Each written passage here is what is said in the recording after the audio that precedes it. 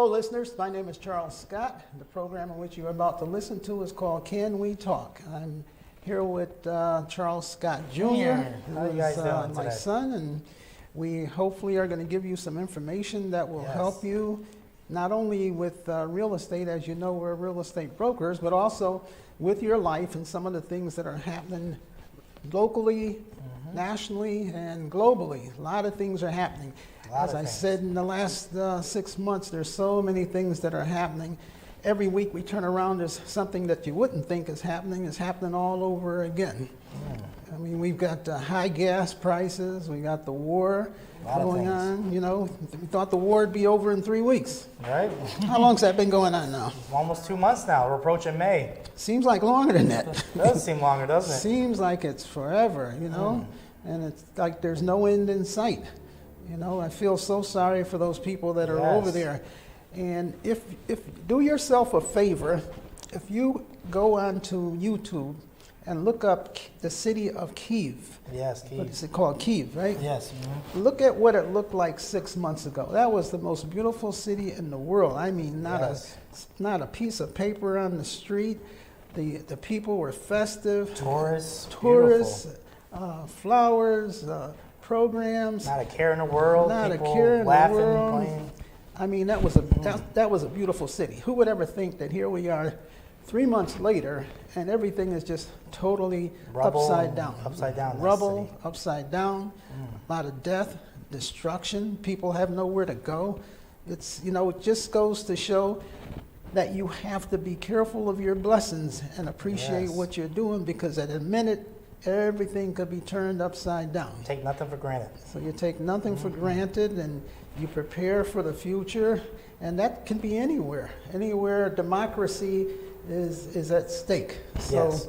you know, we're here to sort of give you an idea of some of the things that may be occurring within the United States or globally as far as what's happening. Even the supply chain, look at what's happening. We Yeah. thought this would be over with by now. No, it's still extending. You see people in like Los Angeles, the ports are still full. They're taking what they can, but you know that affects the entire United States. That's right. You know, gas prices are still up. And they're doing everything they can to lower the gas prices. They've released the gas from the reserves. Yep. They've Got the gas tax holiday, they call it in Connecticut. Connecticut. They've done a gas tax holiday. They reduced the price of the taxes on the gas. Buses are free. You can take the bus. Buses are free. You can take a bus anywhere you You want can right take now. a bus anywhere you And want. to some, that could be an advantage, you know? That's right. You get on the bus, it doesn't cost you anything. And then I noticed the last thing, just last week, what is it? The government is ordering lower octane to be used. Oh, okay, yes. So that basically, if you require a higher octane in your car, they're adding additives into the gas so that your car can still run, but not have to cost you as much for the gasoline. Yes, they're doing whatever they can do to basically lower the cost. Whatever they can do to lower the cost of everything so that people can, you know, have some type of alleviate their concerns. And where are we seeing high costs? Real estate. Right now, house prices are still increasing because, as you see, interest rates are approaching 5%. Actually, I believe the article did hit 5%. I think it's over 5%. Yeah, over 5 now.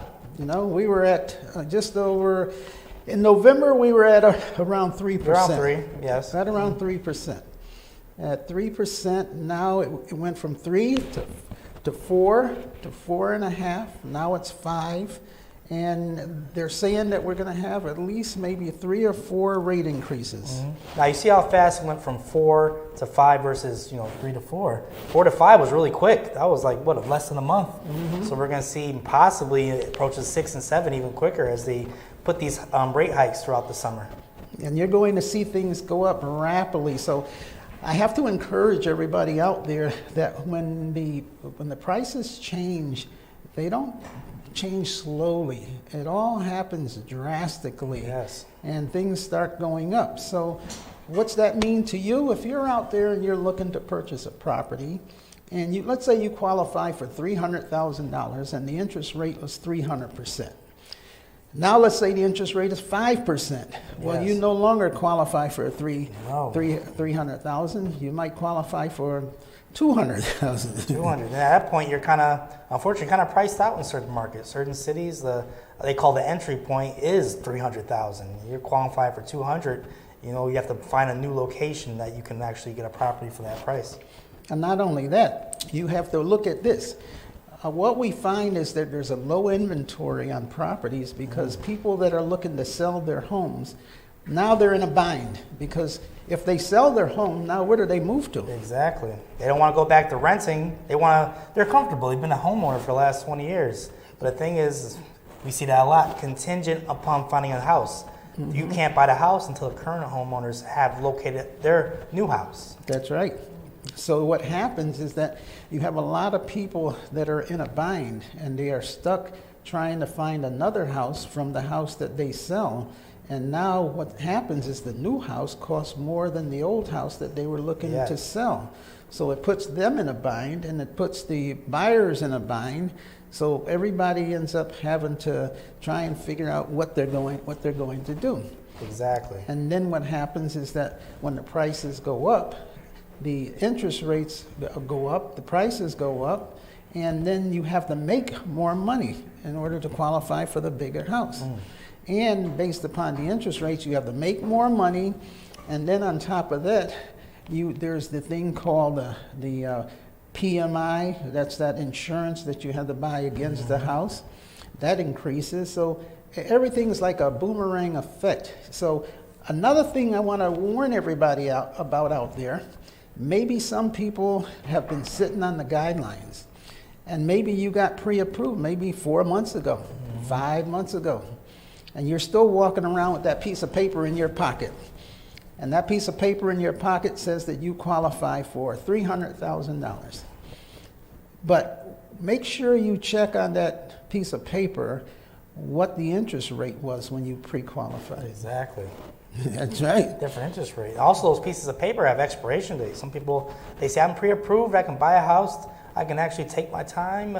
You can take your time in the beginning, but you look at the bottom of that paper, it does say you have 3 to 4 months to, you're Usually- locked in at that rate. 3 to 4 months. So yes, you can still buy a house. But if they locked you in at an interest rate of, let's say, 3.1, and now the interest rate is 5%, and they were able to give you a mortgage for $300,000, now with that new interest rate, no longer can they give you a mortgage for $300,000. It might be $200,000. Exactly. So now what happens is when you go out there and you're looking for a house, you've got to call your mortgage person up and say, hey, what am I qualified now with this new interest rate? And they're going to say, well, based upon the new interest rate, here's the amount that you're qualified for. So you can't use that old pre-qualification. You have to upgrade. And the thing is, that puts some people at disadvantage because when you have this interest rate, and they lock in for 3 to 4 months, some of these closings are going to take longer. Like we said before, the current homeowners have to find a house for themselves. So you may say, oh, wow, That's my right. closing date's after where my pre-approval expires, you know? That's right. So you've got to check everything constantly now. You've got to keep in touch with your mortgage company. Also, I'm constantly reminded, people are always talking about, well, what type of programs do you have for first-time home buyers? Oh, yeah, we get that call daily, right? All the time. All the time. So suppose you were buying a house and you qualified for a first-time home buyer program 4 months ago, and the money for that program has run out. Yes. So now you no longer qualify for that money. So now that means you have to put down your own money. Yes. There is no down payment assistance money. And so now you're totally priced out of the market because you waited too long to go out there and look for that house. Yes. So it's a matter of a lot of changes that are occurring. You got to keep in touch with everyone. You've got to see what the market is doing, what the interest rates are doing, what areas are increasing in value. What we're doing now, we talked about it today, is that when people are looking for a house, we're actually telling them, before you go and set up all these appointments to go see homes, check what the price of the homes are today, not what they were Exactly. 6 months ago. Check and see what the rates are today versus 6 months ago, because what happens is some of those prices have gone up.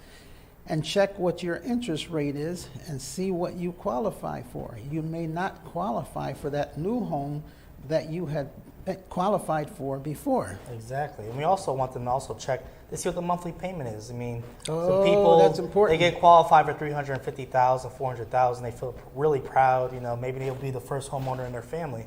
And they say, well, I can buy a house for $400,000. And then when they see a house for $400,000, we tell them, go back to your loan officer and tell them to calculate the payments, the principal and the interest. And they'll say, wow, I'm going to be paying $2,900 a month. I don't want to pay that, Mr. Scott. We get that a lot. That's right. So I always tell everybody, well, look, just because the bank told you you qualified for a $350,000 mortgage, when you figure out how much your monthly payment is going to be, is that how much money you want to spend on a monthly payment? And sometimes they say, oh, no, that's too much. Well, you can't have your cake and eat it. You Can't have it both can't ways. have the price going up, the interest rate going up, and the amount of the mortgage stay the same. Nope. Everything changes. So what you have to do is calculate, what is my new payment going to be? And you know what? It doesn't really take a lot to figure that out. I tell a lot of people, well, go online and look up what they call a mortgage calculator. Yes, they have apps also. There's got all kinds of apps out there. Go online and put inside there, it'll ask you the question, how much is the house selling for? How much are you making an offer for? Then it will ask you, how much are you putting down? And then it will say, how much is your balance going to be? And then you have to figure out three other things. What is your insurance going to cost? How do you figure that out? Call your insurance company and ask them. There you go. Hey, I'm thinking about buying this house.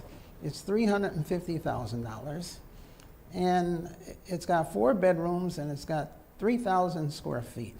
And here's the address. How much is the insurance going to cost on that house? So then they tell you what the cost of the insurance is going to be. Then you say to them, okay, I need what they call that PMI insurance. What's that? That's an insurance that you have to put on the house in case you get foreclosed on. Yes. So now you got to add that into your mortgage payment.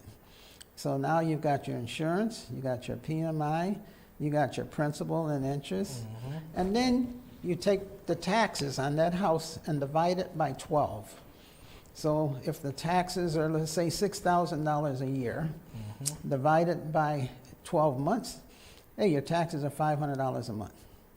When you add up all those figures, there's your mortgage payment. There you go, right? And if you have all that written down, you can actually ask Alexa if you put it in that order. Alexa, we tried it. She'll figure it out. We tried it, right? Yes, very true. We said, Alexa, how much is the mortgage payment going to be if we have a house of $300,000, if we're putting down $20,000, and if the mortgage rate is going to be 5%, and the payments, how much are the payments going to be? And She Alexa calculated. came right back and said, this is what your monthly mortgage payment's going to be. So it doesn't have to be, have a rocket science. No. Alexa, the app, can tell you how much your payment is going to be. Because all they need to know is your payment amount, how long the mortgage is going to be, the interest rate, and the insurance rate. Exactly. And and all banks use the same principle. The same. Some people think certain banks have certain types of mortgage, or you're using basically a calculation. That's it. That's it. It's the same money. It's still the green money in every bank. It's just a matter of where you're going, and as far as where you get a loan officer from. That's it. That's The only difference is in some banks the interest rates are slightly different. Yes. But the interest rate is not going to really make that much of a difference when you figure out the whole equation. If the interest rate is 4% with one bank and 4.5% with the other bank, then your payment is only going to be varied by about maybe $50 a month. Yeah, that's about it. Definitely. And then you've also got to realize if the interest rate is less, the bank charges you more for points. That means they charge you more money to do the loan. Exactly. When you figure it all out, it basically comes right out to the same amount. Mm-hmm. And so Very true. this is how you've got to figure it out. And we tell you this just because, as you can see, in this internet age we have, there's a lot of applications and websites that people can use in their own independent time to figure out where they stand in their mortgage, their home buying process. Are they ready? They may not be ready. They might want to stand out for a while, but that's why we're here to help, with the public. Right, and I'm finding out that increasingly, these are things that we have to educate you, the public, into knowing, because it's unreal. A lot of people go out, they look for a house, and they don't have a clue as to how the payments are figured out or how the payments are calculated. And it's very simple. They just figure 4 different things, and there's the cost of your mortgage, right there. It's not something that's, rocket scientists, and the bank figures out that mortgage payment for you. And then what you do is they put all of those figures together, and then you know ahead of time what your mortgage payment is going to be. The only difference sometimes are the programs. And how does that work? Well, some programs require that you put more money down. Yes. So if you're putting down 20% down versus 3.5% down, then what's going to happen is that your mortgage payment may vary by as much as maybe $40 to $50 a month. Correct. But it's not going to be a tremendous amount of difference just because you're putting a lot of money down. The more than anything, what's affecting it is the interest rate. Yes. That's why you see on the news, interest rates affect anything from your car loans to your credit cards, but especially real estate. Mm-hmm. Interest rates control everything, so that when the interest rate kicks in, that's what's going to make a big difference on your mortgage payment. And that's why what's happening now is that people are rushing to get out there and try and buy a home. Yes. Based upon what the interest rate is going to be, and they're trying to lock in that rate. What's that mean, lock in the rate? So, okay, you go to find a house, and the bank says, okay, your interest rate is going to be 4%. And if you pay us another $1,000, that interest rate will stay at 4% for the next, let's say, 4 months. Mm-hmm. So now, no matter how high things go, we won't charge you no more than 4%. So that's the way of locking in that interest rate. If you don't do that, then there's another thing called float. Yes. That means that they're going to charge you whatever the interest rate is at the time that you do that loan. So if it goes up, then guess what? When you close, the interest rate is going to be more. Very true. So you have to be very aware of all of these things when you're looking to purchase a home. Everything out there is based upon the interest rates, the amount of the down payment. Now, if you are looking to purchase a mortgage, there's mainly 2 different types of mortgages out there, and that's the FHA and the conventional. Mm-hmm. Now, if you're doing an FHA mortgage, the FHA mortgage will let you go as little as 3% down. Isn't that amazing? People don't realize, some people think you have to have a lot of money saved up to buy a house. I mean, it's recommended you should, but for FHA mortgage, you 3.5 down. That's right.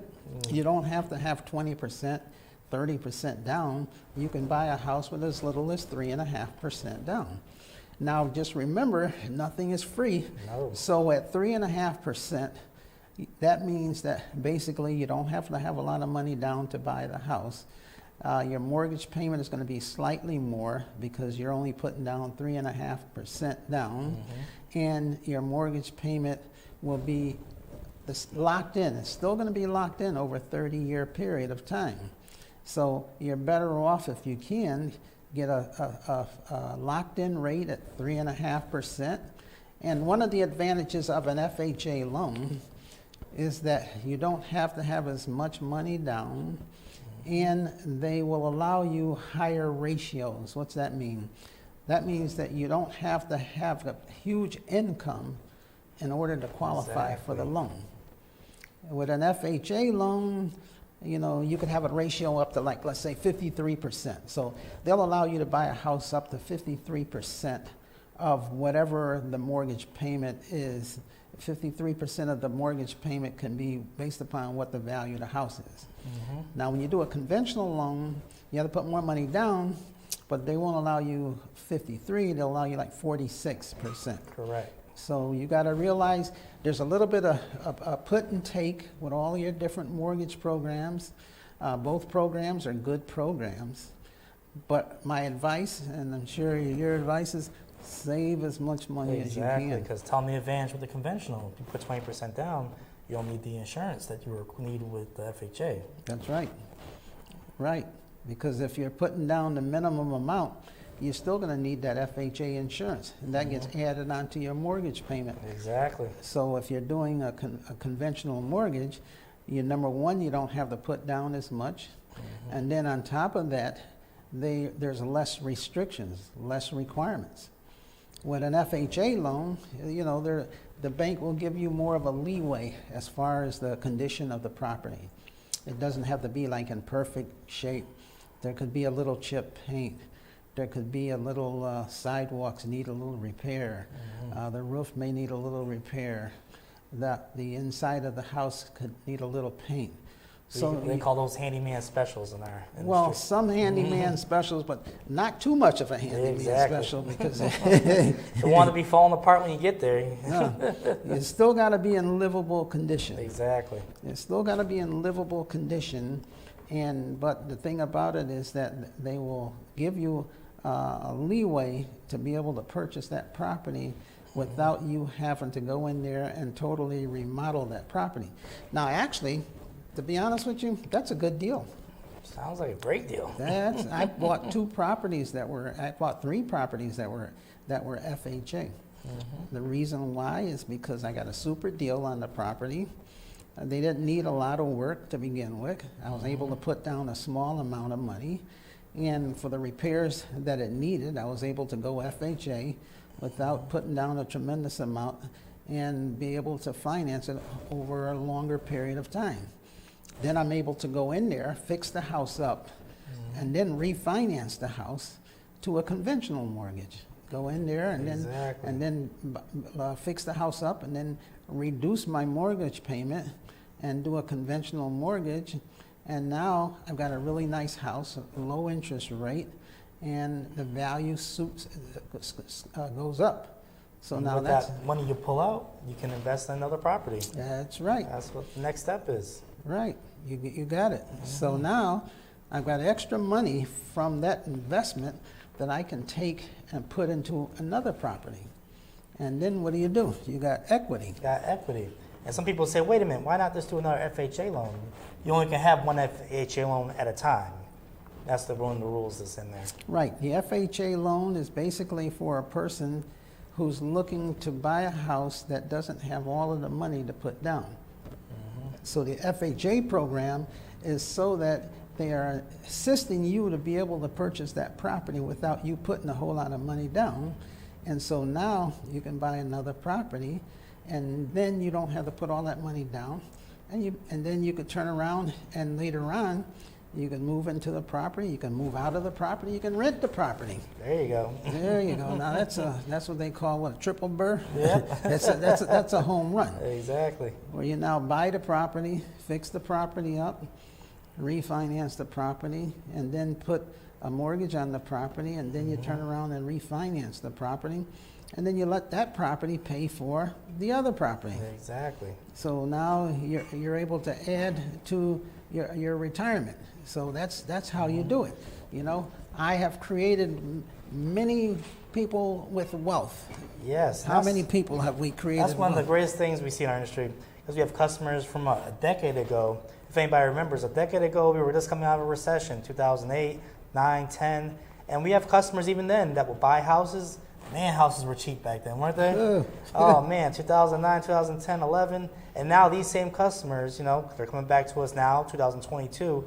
They have a lot of equity, life-changing equity, they're telling us. That's right. They have a lot of equity in the property.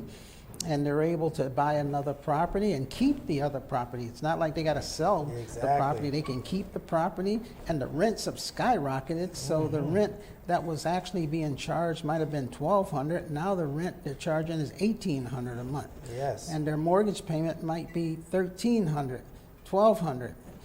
And they're getting $1,800 a month in rent. So they're not only keeping the other property, they got a lot of equity. They're refinancing the house. As the property value goes up, then they're in good shape. They have cash flow. They can send their children to school. Yes. They can start a business, and they can pay off that house and still have equity. So that's how you Yes. that's how you build wealth in the long run. So. Exactly. That's what we do. We try and sit you down, show you how to build up your wealth, how to build up your equity, and give you an idea as to what you can do. And like we tell everyone, it takes steps, you know. It may not be overnight riches, but it's a proper way to go in the American dream is real estate. It's one of the best ways, best avenues in order to gain wealth. That's right. As long as it's structured right and Yes. you take your time. Don't be, no rush into it. Don't rush into it. Take your time, calculate what you're doing, read up on what you're doing, and do it methodically, a little bit at a time. Google different situations, and learn what you're doing. And surround yourself with experts, people Experts, people that have actually gone through the mortgage same person, process. realtor, Lawyers. everybody's got to be a professional. Yes. Don't go taking the advice of people on the street that don't even own a house. Oh, we get that a lot, don't we? They don't even own a house. But Mr. Scott, well, that My person friend that told told you me that. this, my friend told me that. Do they own a house? Nope. I'm like, well, so how are they telling you all this advice and they don't even own a house? Exactly. So, again, I'm going to close, but time goes by so It does, fast. doesn't it? Let's hope we come back next week and we'll have even more information for you. Yes, we're going to be closing down soon. As I said, we give you a lot of information, and we're going to turn it over to Eldridge Gloria Yes. Brown, and she's going to be giving you a wealth of information Yes, for the she is. spiritual and for your mind. And to get you need two types of information: financial information and spiritual information. Yes, those have to Because be if your balanced. mind is not right for it and you're not ready for it, then no matter what you do, someone out there will turn around and bring you by the wayside. That's So what they you say, don't they? you gotta Amen. you gotta be prepared, okay? So until next week, God bless. Shalom. Yes.